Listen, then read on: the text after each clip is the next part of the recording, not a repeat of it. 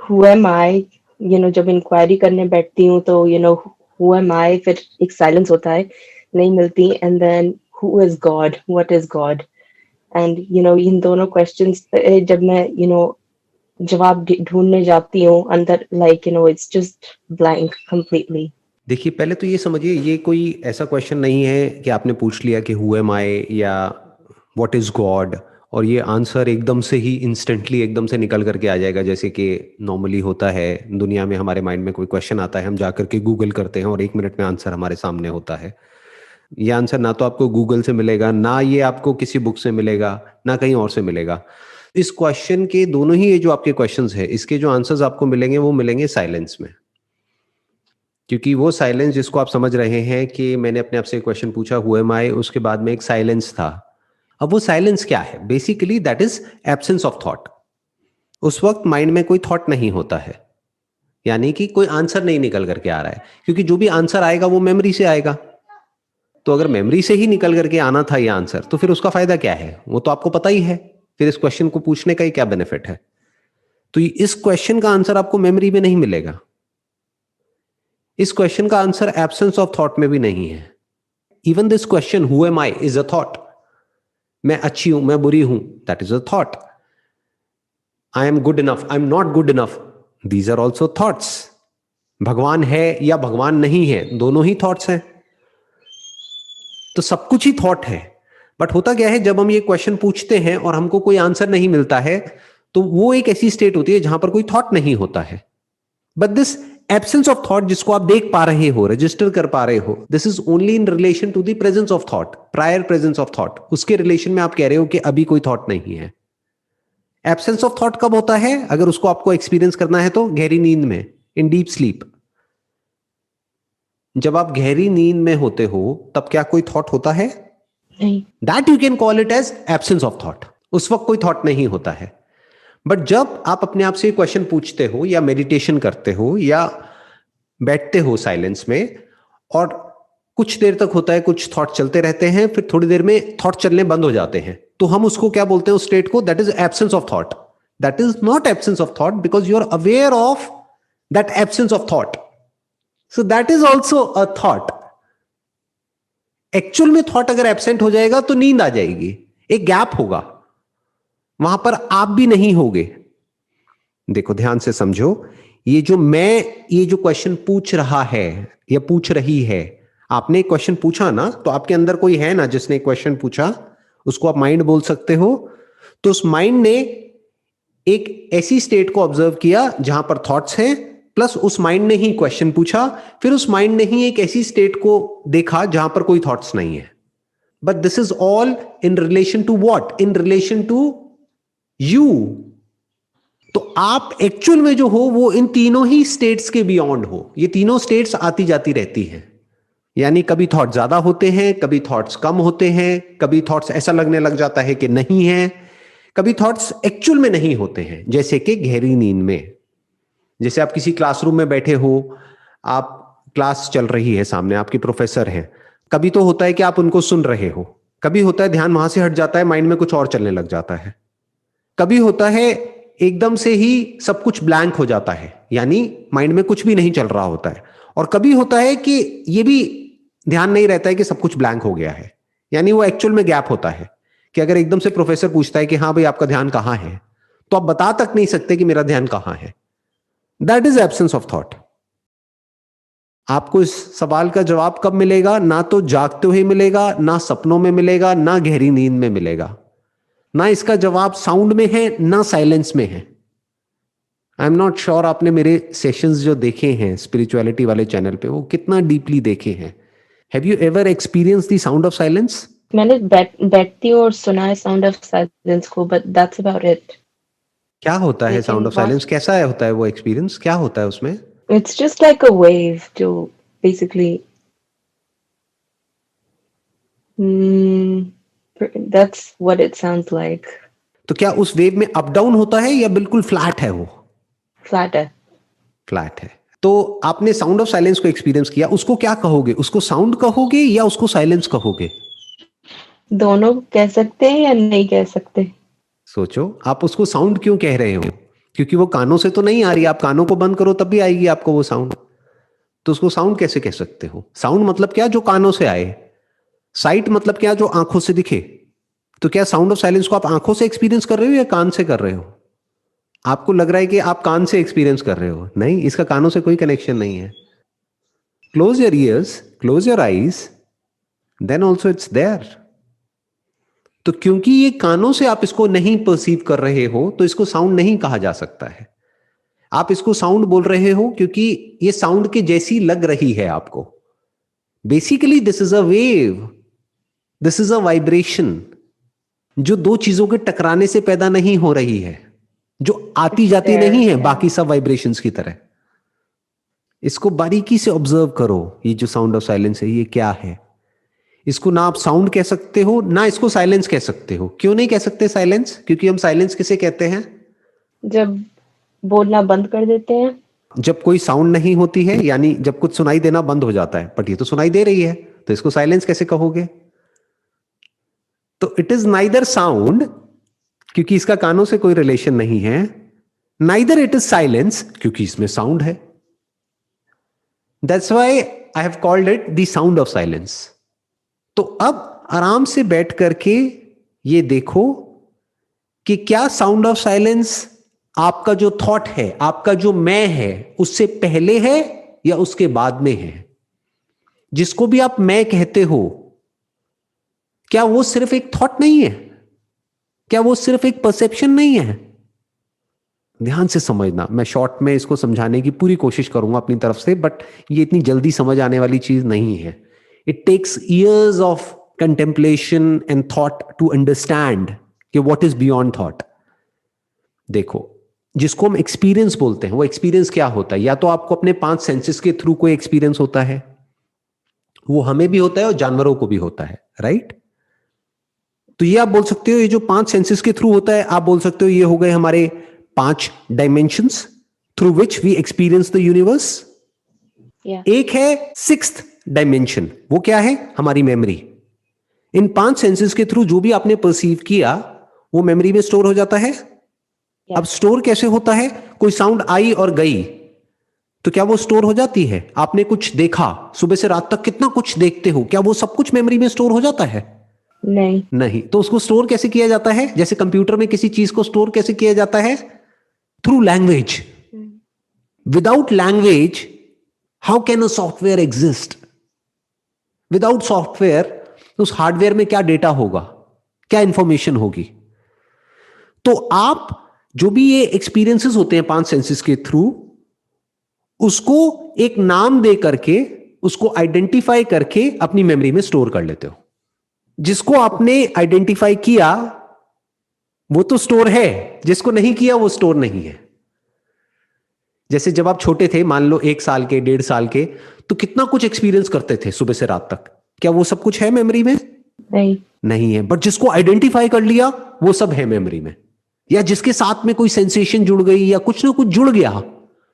तो basically we store in the memory through a relationship, experience with the name of that experience और experience with a sensation. जैसे जानवर कैसे store करते हैं? साइन लैंग्वेज में। मानो कोई बंदर है, वो आग के पास में गया, उसका हाथ जल गया, तो उसको नहीं पता ये आग है, बट हाथ जल गया ना, तो अब उसके माइंड में क्या है? Perception of fire plus the sensation which is related to the experience of fire. तो उसके माइंड में बैठ गया कि अब मेरे को इसके पास नहीं जाना है। तो दो चीजों को जोड़ करके स्टोर किया जाता है, अकेला स्टोर नहीं होता है, उसके साथ में कुछ ना कुछ जोड़ना पड़ेगा। और हम कैसे जोड़ते हैं? हम बेसिकली नाम से जोड़ते हैं, लैंग्वेज के थ्रू जोड़ते हैं। तो जो भी आपके एक्सपीरियंसेस हुए उसको आपने आइडेंटिफाई किया और अपनी मेमोरी में स्टोर कर दिया। इसके बेस पे आपके थॉट्स चलते हैं। थॉट मतलब क्या? जो आप सुबह से रात तक अपने आप को कुछ ना कुछ बोलते रहते हैं। ये 6 डायमेंशंस हमको क्लियर हो गई, ये 5 डायमेंशंस हो गई जो सेंसेस के थ्रू एक्सपीरियंस होता है। 6 डायमेंशन हो गई memory, which is mind, which is thought, feelings, emotion, सब कुछ मेमोरी पे टिका है। मेमोरी को हटा दो, कहीं कुछ नहीं है। तो जिसको आप मैं कह रहे हैं, क्या वो ये मेमोरी नहीं है? अगर आपके अंदर से मैं मेमोरी हटा दूं तो आप में और कोई भी और इंसान जो आपके साथ में बैठा है, उसमें क्या फर्क है? जो आपकी आइडेंटिटी है वो किस पे टिकी है? मेमोरी पे टिकी है। तो अगर आप देख लेते हो कि मेमोरी कुछ नहीं है, it's just for the name सेक, सिर्फ नाम के लिए है, एक्चुअल में कुछ भी नहीं है। बिना मेमोरी के भी आप एग्जिस्ट कर सकते हो। जैसे ऐसे बहुत सारे जानवर हैं जिनके अंदर मेमोरी नहीं है, लेकिन वो हैं, वो एग्जिस्ट करते हैं, और इंसान से ज्यादा अच्छे तरीके से एग्जिस्ट करते हैं।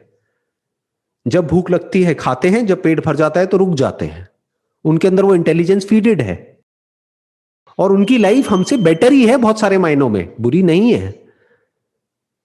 हमारी लाइफ में जितनी भी प्रॉब्लम्स है, उस सबकी जड़ क्या है? अगर माइंड नहीं है तो माइंड मतलब क्या? आपकी ये आइडेंटिटी कि मैं ये हूं। तो अब इसको क्वेश्चन करो, आर यू योर मेमोरी? अगर आपके अंदर जो भी मेमोरी पड़ी है उस सबको हटा दे तो आप क्या हो? उसके बाद भी आप हो या नहीं हो? डू यू एग्जिस्ट और यू विल नॉट एग्जिस्ट?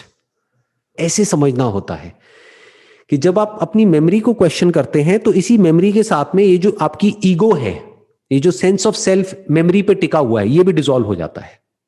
जैसे आपने मेमोरी के एग्जिस्टेंस को क्वेश्चन किया, आपने देखा, देखूं जरा क्या मेमोरी है, am I the memory? Memory मुझ पे टिकी है, इसमें कोई डाउट नहीं है। बिना आपके मेमोरी एग्जिस्ट नहीं कर सकती, बट क्या आप बिना मेमोरी के एग्जिस्ट कर सकते हो? अब जैसे मेमोरी के केस में देखा, ऐसे ही देखो, क्या आप आंखों के बिना एग्जिस्ट कर सकते हो? Yeah. कान के बिना कर सकते हो? अच्छा, अब अगर आपके पांचों सेंसेस हटा देते हैं तो क्या आप एग्जिस्ट करते हो? Yeah. Why are you saying yeah? क्या बचा? कुछ बचा उसके बाद में? मैं। कौन सा मैं? अभी जिसको आप मैं कह रहे हो, ये तो मेमोरी से बोल रहे हो मैं।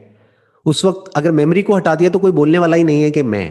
इमोशंस, फीलिंग, सब कुछ हटा दिया। हटा दिया मतलब परमानेंटली नहीं हटाया, क्वेश्चनिंग के लेवल पे हटा दिया, अंडरस्टैंडिंग के लेवल पे हटा दिया। आई एम नॉट दैट। मेमोरी मुझ में है but I am not the memory. Mind मुझ में है but I am not the mind. Feelings, emotions, thoughts, ये सब मुझ में है but I am not that. क्यों? क्योंकि इसके बिना भी मैं एग्जिस्ट कर सकता हूं। बिल्कुल ऐसा है जैसे मैंने अभी ये टी शर्ट पहनी हुई है, अगर मैं ये टी शर्ट हटा भी दूं तब भी मैं एग्जिस्ट करूंगा ना, तो इसका मतलब मैं टी शर्ट नहीं हूं। ऐसे ही अगर मैं अपने अंदर से मेमोरी हटा भी दूं, मान लो साइंस इतनी तरक्की कर लेती है कि आपकी ब्रेन में जो मेमोरी है वो मेरी ब्रेन में आ जाती है, और मेरी ब्रेन में जो मेमोरी है वो आपकी ब्रेन में चली जाती है, तब आप क्या कहोगे? मैं यहां हूं या यहां हूं? आप कहां पहुंच गए? I'm still here.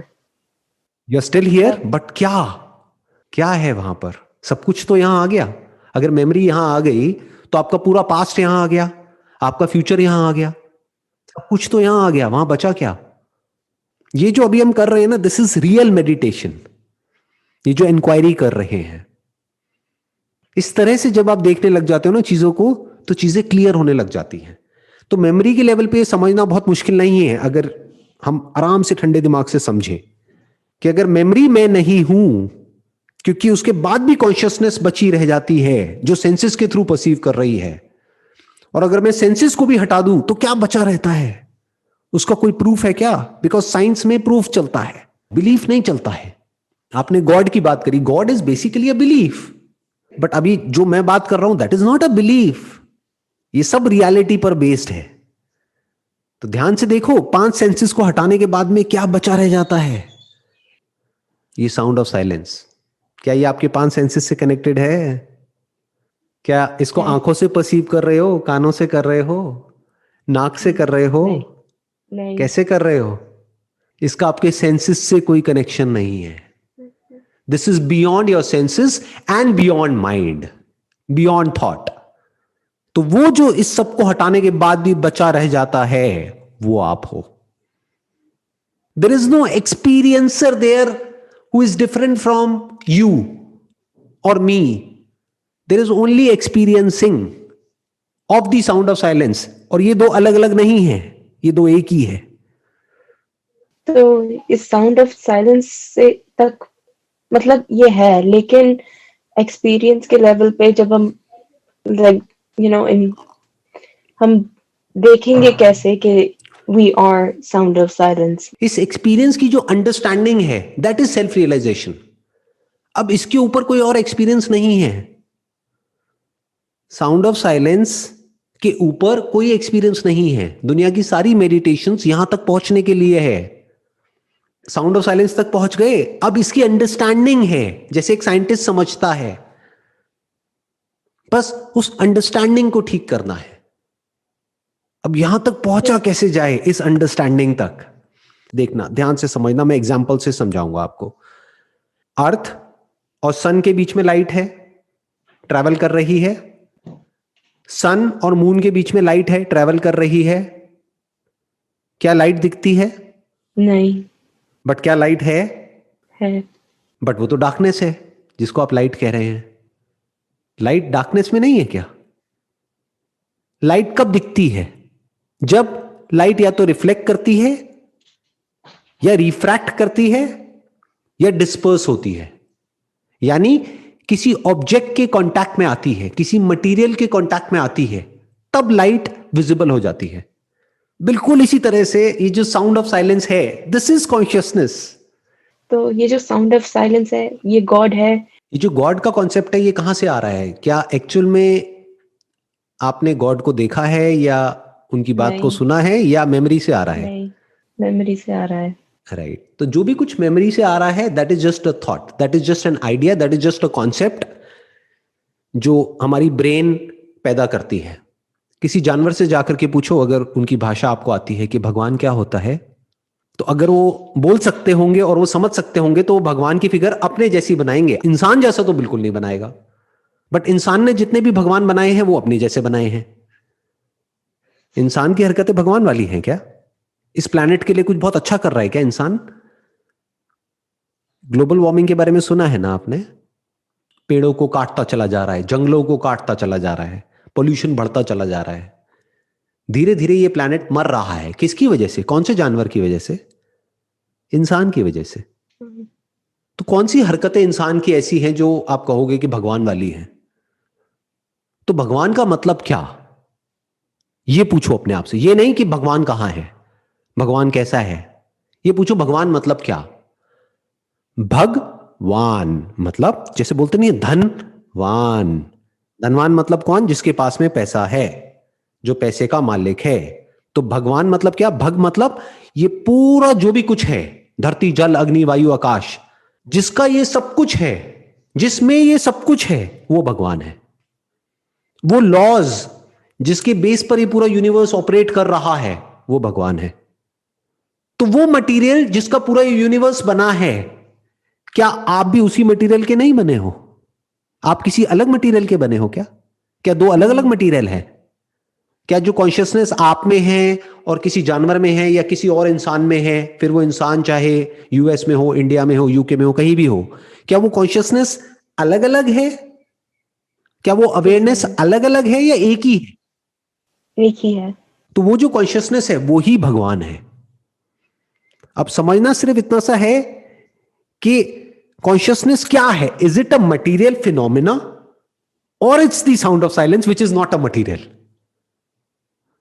Is it a particle और a wave?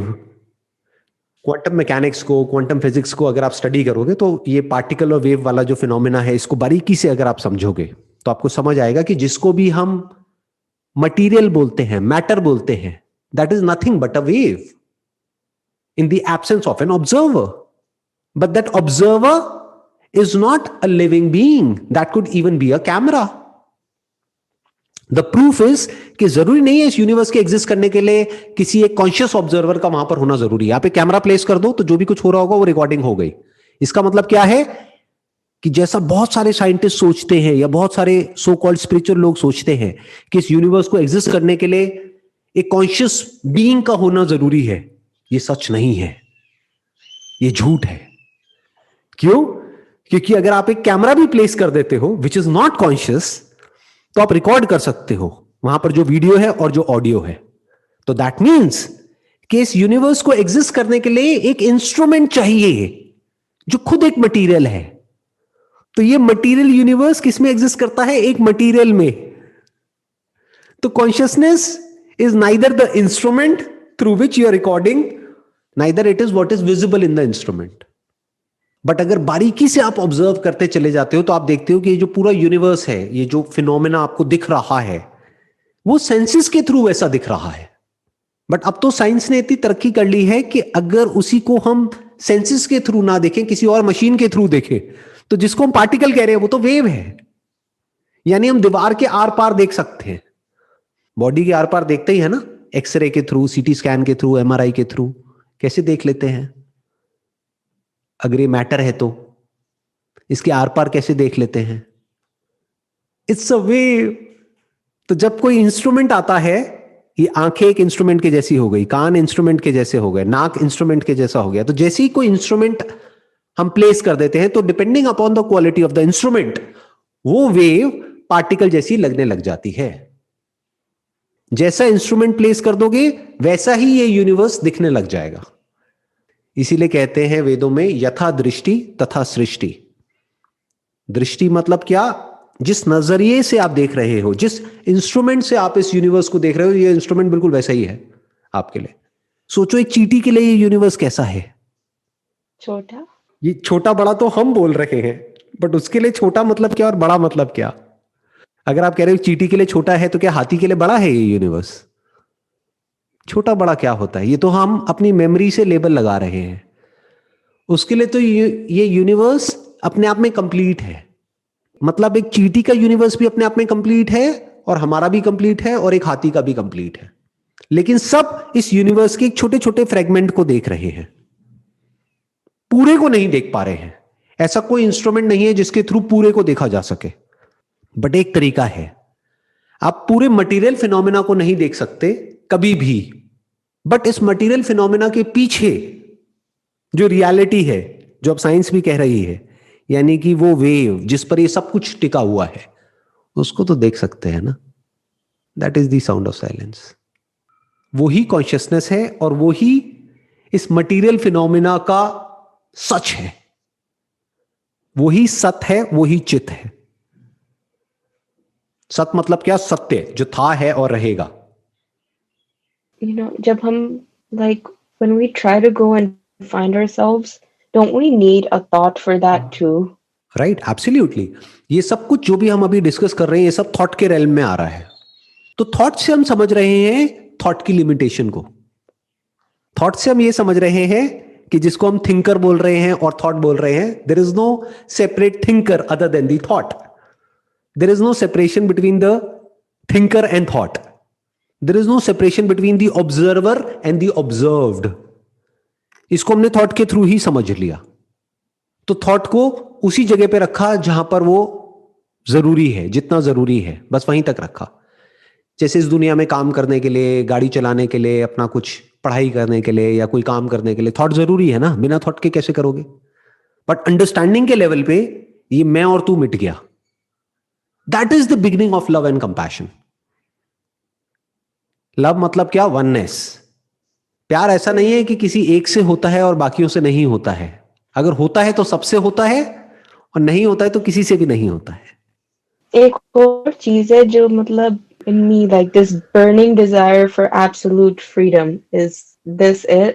This is it. और ये सब में है, सिर्फ आप में नहीं है, सब में है। और इसका और कोई तरीका नहीं है। इसका एक ही तरीका है, आपको देखना होगा आप एक्चुअल में क्या हो। इनफैक्ट इस जगह तक जब आप पहुंचते हो और एक्चुअल में पहुंच जाते हो eight the level of your understanding, अब ये मत एक्सपेक्ट करना कि आपने मेरे साथ में कॉन्वर्सेशन करी थोड़ी देर के लिए या मेरी वीडियो देखी और आपको सब कुछ समझ आ गया। बहुत डीप में जाना पड़ेगा, एक एक करके समझना पड़ेगा, जो भी स्क्रिप्चर्स हैं उनको देखना पड़ेगा। ये जो बात मैं कह रहा हूं इसको वेरीफाई करना पड़ेगा अलग अलग जगह से।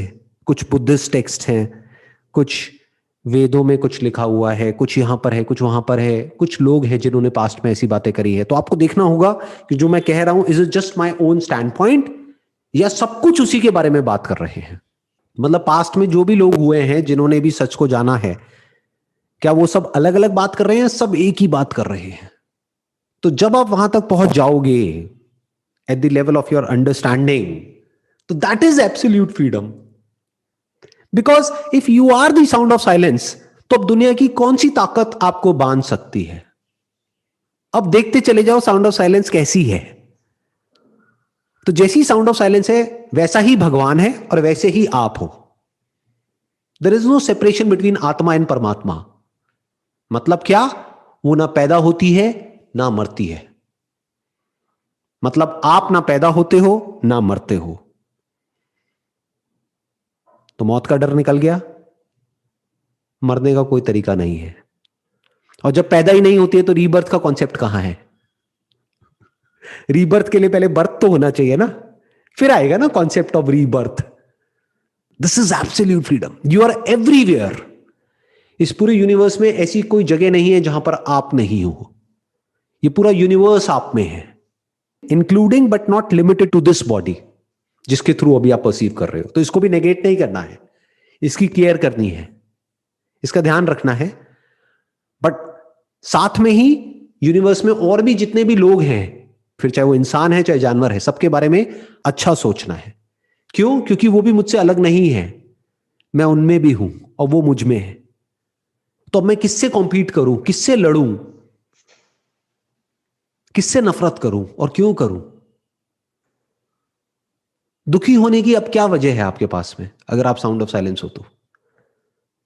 सर मेरा एक और क्वेश्चन है कि वी नो दैट कि हम ही कॉन्शियसनेस है, सब कुछ हम में ही है, तो हम कुछ करेंगे ही क्यों? And when I only need enough to survive, then why should I even go and do anything once like the highest purpose of this human body has been achieved?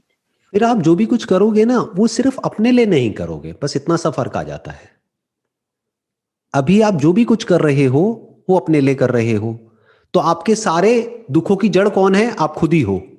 आपके जितने भी डर है उसकी जड़ क्या है? आपके जितने डिजायर्स हैं। जिस चीज से रिलेटेड हमारे अंदर डिजायर नहीं होता, उससे रिलेटेड डर भी नहीं होता। अगर किसी में जीने की चाह नहीं है तो उसमें मरने का डर कैसे हो सकता है? जीने की चाह नहीं है मतलब ये नहीं कि होपलेस हो गए। होपलेसनेस का मतलब क्या है? कि मुझे ये नहीं मिला इसलिए मुझ में जीने की चाह नहीं है, मुझे वो दे दो तो मेरे में चाह है। मैं वो नहीं कह रहा, मैं कह रहा हूं सब कुछ है आपके पास में, लेकिन जीने का लालच नहीं है।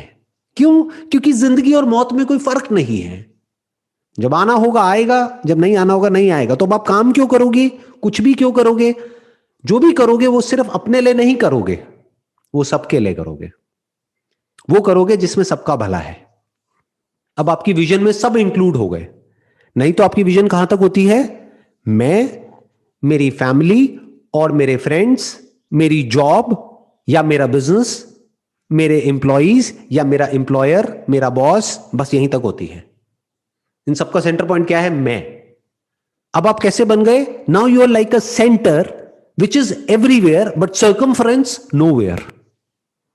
मैं यहां भी हूं, वहां भी हूं, हर जगह हूं इस पूरे यूनिवर्स में। तो अब सवाल उठता है मैं कुछ करूंगा क्यों? इसलिए नहीं कि मुझे कुछ पाना है, क्योंकि अब पाने को क्या रह गया? पाना तो सिर्फ इस बॉडी के स्टैंड पॉइंट से है ना। तो इस बॉडी को क्या पाना है? खाना खाना है, एक रहने के लिए घर चाहिए, पहनने के लिए कपड़े चाहिए, बस खत्म। तो जब वो नीड्स पूरी हो जाएंगी तो मैं पागलों की तरह उसके पीछे नहीं भागता रहूंगा। यानी अब लालच मेरे ऊपर हावी नहीं हो सकता। अब आप काम करोगे लेकिन लालच के लिए नहीं करोगे, या तो इस इंस्ट्रूमेंट की नीड को पूरा करने के लिए करोगे, इस इंस्ट्रूमेंट के साथ में जो लोग जुड़े हुए हैं उनकी नीड्स को पूरा करने के लिए काम करोगे। सिर्फ अपने बारे में नहीं सोचोगे, सबके बारे में सोचोगे। प्लस जब इसकी नीड्स को आप पूरा कर लोगे, यानी कि अपनी नीड्स को आप पूरा कर लोगे, तब अगर एक्चुअल में आप सच को देख रहे हो तो अब आप इस पूरे यूनिवर्स के लिए हो, सिर्फ अपने लिए नहीं हो। आपने अपने एक सेशन में बोला था कि जो स्पिरिचुअलिटी का एसेंस है, चीजों को एज इट इज देखना, उन्हें समझना और फिर एक्ट करना। तो चीजों को एज इट इज कैसे देखें? जैसे अभी देख रहे हैं एज इट इज। अब इसमें जो भी आपके क्वेश्चंस हैं उन सबके जवाब आपको एक एक करके मिलते चले जाएंगे। अब सवाल उठेगा, अगर आप ही सब कुछ हो तो किसी के साथ रिलेशनशिप में क्यों जाओगे? किसी से शादी क्यों करोगे? इसलिए करोगे क्योंकि उसकी और इस इंस्ट्रूमेंट की, ध्यान से समझना, क्योंकि अब जिससे भी आप शादी करोगे उसमें और आप में कोई फर्क नहीं है, और उसमें और किसी और में भी कोई फर्क नहीं है। तो सवाल उठता है उसी से शादी क्यों करोगे? क्योंकि नंबर एक तो लीगली अलाउड नहीं है कि आप सबसे शादी करो, नंबर वन। नंबर टू, जितने ज्यादा लोगों से शादी करोगे, अगर अलाउड भी है तो उतनी सरदर्दी भी आएगी, टेंशन भी आएगी। जैसे एक काम करोगे तो टेंशन कम है, 10 बिजनेसेस करोगे तो टेंशन ज्यादा है। तो मैरिज क्या हो गई अब आपके लिए? एक तरह की एक ट्रांजैक्शन हो गई। जहां पे सामने वाले को आपसे कुछ चाहिए और आपको सामने वाले से कुछ चाहिए, तो आप सामने वाले का नाजायज फायदा नहीं उठाओगे अपने फायदे के लिए. It's going to be a fair relationship, it's going to be a fair transaction, it's going to be a win win situation. आप उसकी रिस्पेक्ट करोगे, वो आपकी रिस्पेक्ट करेगी या करेगा, बट उसमें भी आप खुद को देख रहे होगे. आपका जो हस्बैंड है या वाइफ है, जो भी है, उसमें भी आप खुद को देख रहे होगे. बॉडी अलग है, यानी इंस्ट्रूमेंट अलग है, लेकिन वो भी मैं ही हूं. तो दैट इज अनकंडीशनल लव. अभी जैसे कोई भी मतलब मैं कहीं भी बाहर जाती हूँ या किसी से भी मिलती हूँ, तो मुझे अंदर से फील होता है that mostly let go of the things that which are beyond my control, released judgments and but लेकिन अभी भी यही है कि मैं एंड देन कोई और है, जैसे दो हैं एंड एक सेपरेशन है अभी भी.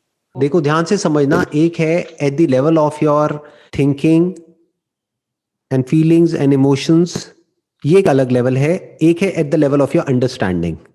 थॉट क्या हो गया, एक तरीके का एक एक्शन हो गया. एक्शन उसी के अकॉर्डिंग होगा जो कि इस इंस्ट्रूमेंट के स्टैंड पॉइंट से होना चाहिए. फॉर एग्जाम्पल, ये नहीं कि आप किसी पार्क में आपने देखा किसी सांप को और वो पॉइजनस है और आप जाकर के उसको प्यार कर रहे हो, अरे ये भी मैं ही हूं, तो वो काट लेगा, आप मर जाओगे, राइट. और बहुत सारे लोग भी सांप के जैसे होते हैं.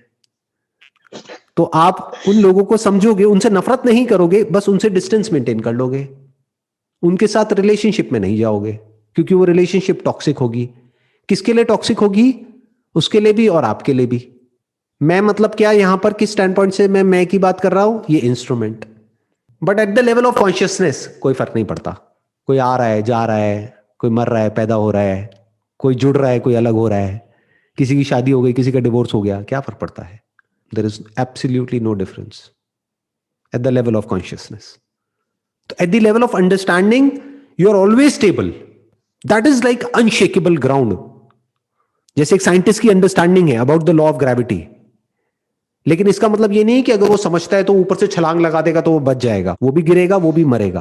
कोई और कूदेगा तो वो भी गिरेगा, वो भी मरेगा. तो फर्क क्या है?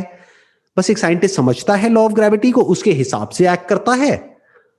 दूसरे लोग हो सकता है नहीं समझते हैं, जैसे कोई बच्चा है वो नहीं समझता है, तो हो सकता है वो छत से छलांग लगा देगा और गिर करके मर जाएगा. That is like ignorance.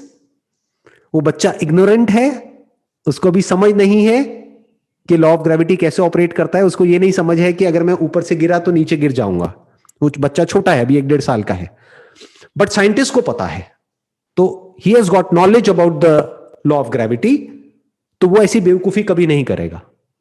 I hope you got all the answers. Yes, sir. Thank you so much. And this is definitely a dream come true. And you've answered all my questions. And basically, जो भी मतलब आपने बात की है उससे यही निकल के आया है to just be still. And उसी के अंदर मुझे मेरे सारे जवाब मिलेंगे. And you are that stillness. ये हमेशा याद रखना. You are that. ये महावाक्य है उपनिषद का, यानी तत्त्वमसि. You are that. You are that जिसमें सब कुछ है. तो अब क्या डरना है? अब किस चीज की टेंशन है? स्ट्रेस कहां है? कुछ नहीं है. Absolute freedom. आपको एब्सोल्यूट फ्रीडम को अटेन नहीं करना है. The very nature of yours is absolute freedom. You are absolutely free. You are beyond time, beyond space. Nothing can touch you. Everything exist in you, but you're not affected by that, whatever it is. कुछ भी होता रहे, क्या फर्क पड़ता है? इस मंत्र को पकड़ के रखो पूरी लाइफ. क्या फर्क पड़ता है? कोई आ गया, क्या फर्क पड़ता है? कोई चला गया, क्या फर्क पड़ता है? मस्त रहो.